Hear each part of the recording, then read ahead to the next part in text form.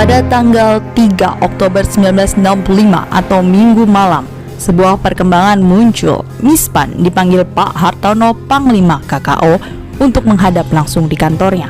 Sang Letu pun secepatnya datang. Di ruang kerja sang Panglima hadir seorang perwira penghubung bernama Kapten Sukendar. Ia adalah asisten Intel Kostrad. Ia diutus Pangkostrat untuk mencari bantuan dari KKO. Katanya, jenazah para jenderal yang diculik telah ditemukan di suatu tempat di Lubang Buaya, dan KKO melalui panglimanya diminta mengirimkan sebuah tim khusus untuk mengangkat jenazah-jenazah itu dari dalam sebuah sumur yang sangat sempit dan dalam. Pak Hartono pun setuju. Ia kemudian memberikan instruksi kepada Mispan. Sang letnan harus segera membentuk tim untuk membantu Kostrad.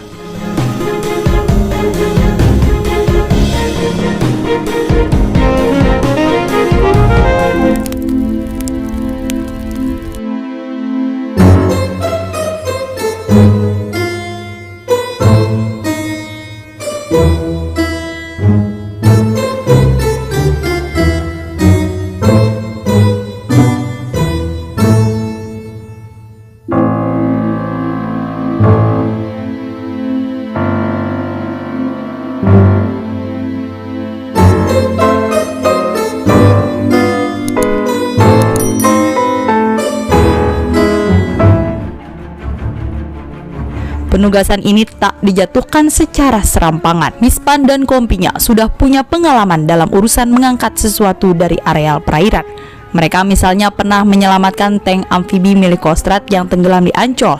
Mereka terjun ke dalam air dan tak lama kemudian berhasil mengangkat ke atas semua instrumen penting yang ada pada kendaraan militer itu. Panglima Hartono rupanya berpikir bahwa kalau di laut saja bisa, pasukan Kipam tentu akan lebih mampu lagi jika persoalannya hanya mengangkat jenazah manusia dari dalam sebuah sumur.